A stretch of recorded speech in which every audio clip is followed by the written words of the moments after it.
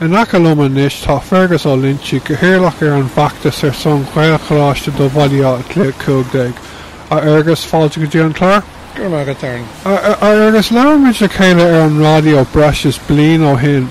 Tá nniucht mhór agat ó hine le maidir leis an bhachtas son Coláiste na Tulchann. Bhís leat a raidiún cad é an scéad is déanaí? Ja, dúis caiimir an ní mise an chathaoirleach. Bhí mé mar chathaoirleach ar an coiste bunathe ach tá an coiste sin imithe inis mar tá an Coláiste bunathe sa sin an nulc móras dulcha. Tá mé ar an bord banistíochta LCC an Máthair Scoil agus ar mehel sin sa spucoiste do Coláiste na Tulchann. So just kind of sin rá. An nulc mór dosclaíodh an Scoil cúpla seachtain ó hin. Céad bhliain. Now nílach seachtar agin im líana ach tá siad thar a bheith sásta leis an mar an rud atá siúd faoi láthair dóibh. Agus tá gach ile ábhar gealamar a bheith ar an curriculum tá sé ar fáil sa scoil. So sin rud ionach mar fiúháin roinnt mádas na scoilna tá bunathe leis na blianta ní féidir le na hábhar go léire chu ar fáil ach tá úntaach agin agus táid an na hábhar ilige chu ar fáil trí bhean na Ghaeilge agus sin rud mór doing. Agus cén sort ábhar iad seo? Well, gach ábhar bheits ar tastáil i meán scoil tá, mata, Ghaeilge, Baile, star, tíreolaíocht, ólaíocht, tá códáil agin riomharí, tá acnamíocht Baile, gach le rud ar fáil tá Francíis, tá capan go méid modúil síníis fiúána. So yeah, tá gach is curriculum den scáthe tá ar fáil an sin. Agus luí tú an sin go bhfuil LCC mar an Máthair Scoil sin Coláiste Pobail Bhaile Lotrail nach bhfuil? Sin é, yeah. Mar ní cadóigh an rainn a dachastéine gaelcholáiste a bhunú ó tús. Caithfidh tú dul tríd an system seo tá go aonad a bhunú ar dúis agus tá sé sin ceangailte le meán scoil Baile agus nuair a bíonn sais iver áirithe feite got an sin ligann siad dit dul neamhspleách ach faoi láthair ní féidir sin í dhéanamh go dtí go mbíonn de ceapaman an figur atá gceist ná thart ar 200 daltaí agus táid thar a bheith sásta go mbeadh an iver sin agin ag an beidir 45 bliana. Agus luí tú an sin lom rih cainseat ar raidió inniu go bhfuil go méid cuasaí ag athhrú an bhliainte hiún ó thaobh an taobh don do Coláiste na Tulchann. A féidir a raidió do éistóirí cad atá gceiste go? Well, beidh sé dul an iard an tamar fad. An bhliain seo, sean céad bhliain, bhí mar anna dhéanach nuair a thosaíam mar don bliain scoil seo ach so ní rámar an ach páistí a thógann isteach ach as Gaelscoil Oilibhéir agus Gaelscoil Thulach na nóg I dún bóine. Agus an chuidas módas na daltaí I ranga sé and na scoil na sin ag an am is younger siblings a bhí a gceist. So an chuidas módá gratharacha agus dá grafóracha bhíidir had a féin a dul go dtí scoilin eile agus de an ná in éon clán tastíúthe na páistí go léir a chorgadí an scoil céine mar tá sé sin I bhfad níos áisiúldóibh agus mar sin de. Ach so nuair tá muidna dul a níos be mid an níos mó páistí ógan isteach is cuireann móhhacha tá sé rang cearan I Scoil Oilibhéir ach an bblion a thosaí sesin ní rá a ceithre áiteanna do páistí bhí 26 áiteanna imethe hena féin go dtí dratharacha agus drafóracha a bhí in san scoil hena féin. So tá an fáib sin agin tógadh sé roinnt bliain go dtí go srisimiid an áiteanna bhfuil an chuidas módas na páistí ins na ranganna sin gur elder siblings iad agus beag I bhfad níos mó dóibh siúd a teachcóing. Ach an rud eile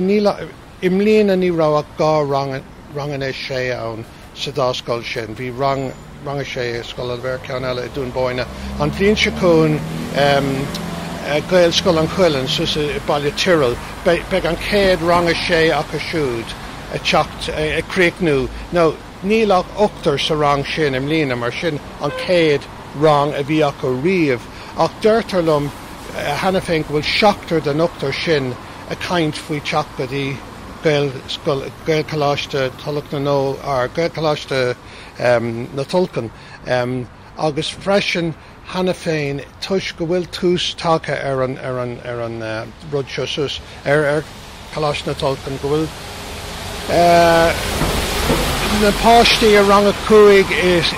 dún bóin agus I rang a cuaig is Scoil Oilibhéir tá siad siúd hana féin well a rang a sé inis tá siad siúd hana féin a caint faoi Coláiste na Tulchann mar tá siad a cluisiint os na lads atá imeán hana féin go chunas mar tá gairí leo agus tá gairí go brá leo ag smínig ar nílach seachtar sa rang so an sais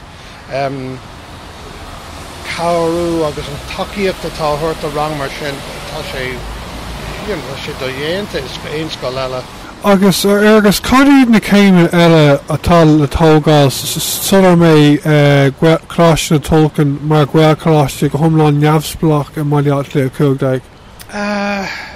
Dearan go dógadh sé trí nó ceithre bliain le caiimiid siomháil chun scoil bún a chur suas amach an seo ach taobh muidir sin caithfidh na himhreacha a bheith agin chun go bhfeidhmiú an takeíocht a bheith sa tastáil ón Rhain so is ag an Rhain hain go mbeadh na himhreacha agin mar nuair a bhuaila mar lo tar éis Rhain cruinnithe dúradar lo dúradar ling look tá an fearna sin ann I mlaachlaí a chuideach níl doubt ar beacha ach go mbeadh líon mór daltaí a freastal amach an seo ar Coláiste na Tulchann ach just caiimiid dul trís na céimeanna seo so caiimiid tús a chur leis tá sé sin déanta tá an céad rang tosnathe agin an bhliain se chuing beag I bhfad níos mó agin go deireann go mbeadh nílach seachtar im lína deireann go mbeadh bheith chuig nó mar sin an bhliain se chuing an bhliain ina dhé sin beag níos mó freisin agus an bliain dar gion beag sé dul I tar éis chuig bliana be céad chuige páistí sa bhliain a teachtas na trí bunscoileanna sa gceantar na trí gaelscoileanna agus ina deantas an tá de cluisiint den is go bhfuil páistí I roiintas na scoileanna eile atá cóngarach go leor don campus ar a bhfuil mar site is a caint faoi beidir go bhil ó dulgadí gaelcholáiste mar just an méid atá ann taithníonn sé sin lena lántais mothirí. Beidir go bhfuil sé ró leo chun an ceisio a chóirt a bhfuil smíanamh a gcuibh faoi le cábhail si bhgéirí a bheith lonathe sna blianta tá amachrán má aíonn le an scoil a bheith go hiomlán bunathe mar ghaelcholáiste neamhspleách? Well ba bhráling bheith lonathe anna cóngarach den áit na bhfuil mar faoi láthair mar tá lán áisina ar fáilinn sin tá hallamór a bhunú tá beidh sé sin oscailte ribh an saoire se chuing tá gachsáis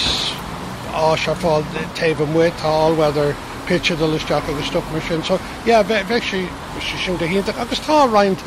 talamh mór himpeall air agus béidir an sin ní leis son agin caithfidh an Chorlacúnta